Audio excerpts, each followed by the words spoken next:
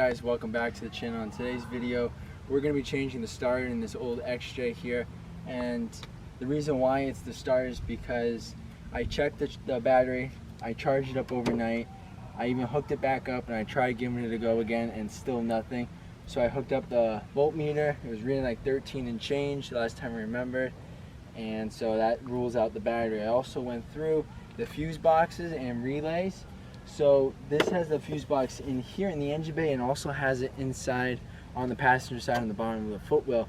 Every vehicle is different. Some even have it in the trunk, some even have it in the most random, weirdest places you can even think of, just so they just throw it in there. But obviously check your owner's manual or just Google it. There's forms out there for everything, for where everything is located in your vehicle. So like I said, ruled out the battery by charging it and putting a voltmeter on it. I also ruled out the connections on the battery terminals. I scuffed them up. They were good solid connections, so it's not that. I even went down underneath, as I will show you in a minute. Tried jumping starting it manually. I put the key in the ignition and put it to on. I went in there with a screwdriver to touch the two contacts on the starter that are exposed to see if I could get a little jump, the last minute hurrah type of thing, just so I can move it and rule out that it is the starter, you know, in all. I was getting sparks, so that rules out the ignition. I was getting power from the ignition down to the starter, and I was getting power from the battery to the starter itself, so that pretty much concluded that, alright, it wouldn't even kick over on the starter, that it's the starter. Another good thing to do is, if you're stranded and you need to get home, usually you can get, oh my god, yes, usually, sorry for the background noise, usually you can get one good hurrah out of it. If you have a hammer or something hard, you put the key in the ignition, turn it on, and then give it a good freaking whack with a hammer, and that'll get you home, and then you know that it's the starter. That's another little old style technique. I tried that as well, just to see if I could get it moving from the street into my yard. That didn't happen as well. I was very thankful that it happened in front of my house and not anywhere else. So yeah, so that pretty much ruled out the battery, the fuses, the relay, the ignition, and it pretty much narrowed it right down to the starters. So first thing first is, you guys can check your fuses and stuff like that, but I put it right in the ignition. Everything lit up, as you can tell, you know, chimes and all. But then I went underneath.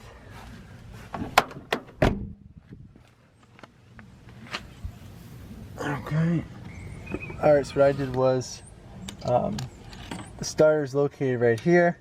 There's two bolts. I don't know if you can see my screwdriver right here. What I did was I took the screwdriver and I tried touching it. It's sparking and everything, right? See if I can get you closer. It sparks and all, but there's nothing, not even turning it. So we're gonna go ahead and we're gonna remove this. I believe this is the culprit. So there's a bolt here. There's a bolt on the other side on the top, and you got the two are holding on your that connect to your battery terminal and the ignition switch, and then you have your plug that is right there.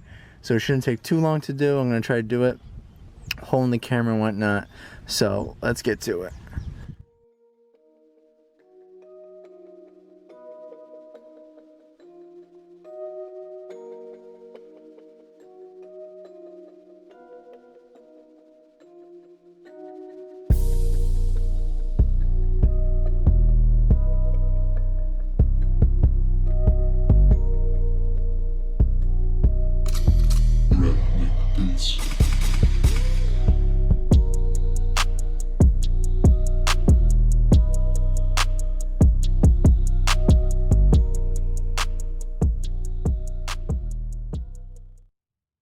Now once you get the old starter out, you're going to want to compare it up to the new one, as always, just to make sure that you are putting in the correct one.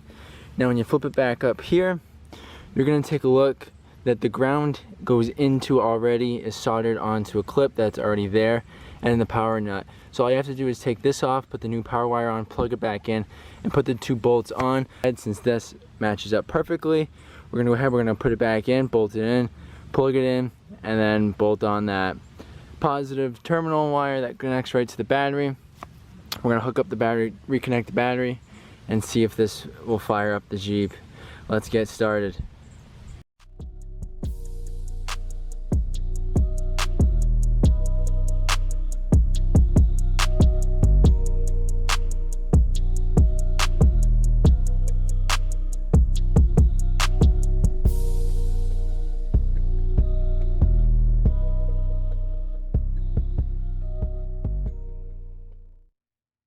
Now once you get the starter all bolted in, right down in there, it is all connected. You're going to want to rehook up your battery. I forgot to mention, disconnect it before you work on it so you don't electrocute yourself or anything accidental happens. So you're going to go ahead,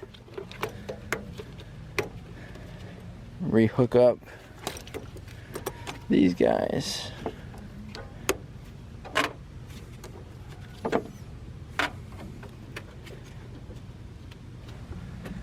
Alright, now fingers crossed.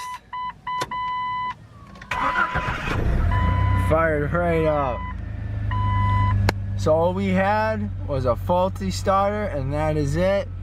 Took no time to do. A little pain for the back bolt. That took too long to do, to be honest with you.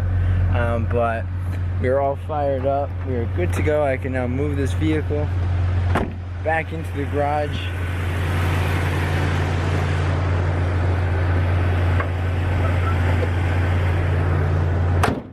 Back into the garage, ready to get it all scuffed up, ready for paint, and hopefully this vehicle will be back on the road as a daily. So we had the original starter in here from Chrysler. As you can see, the stamp that is on there.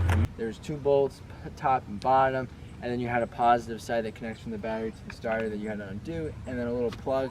There's a little red tab on the plug that you have to try to pop out a little bit, and then you can squeeze the plug and pull it off. I recommend just getting everything down, out, and then do the plug, because it's a little bit of a pain in the butt to get the plug out, to get the like, it's like a stop to get the stop for the plug to back out, to get that out and stuff. And I also recommend when you're putting it back in, don't do what I did and leave the battery terminal connector on the starter not connected, nor the plug. Put the plug in and then bolt that in and then put it up. It makes it a whole lot easier than you just have 2 bolts. It's down and out.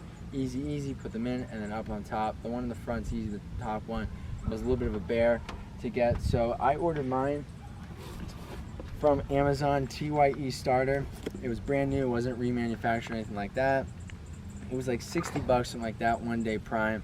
It was the same, this is the same starter that was on Rock Auto, so I never heard of this brand, but if Rock Auto had it, and then I checked out the reviews on Amazon, there's a whole crap ton of reviews as well, so I went with it. A lot of people, there's always going to be those haters that are on there that like to shit on everything, but for the majority it was good positive feedback.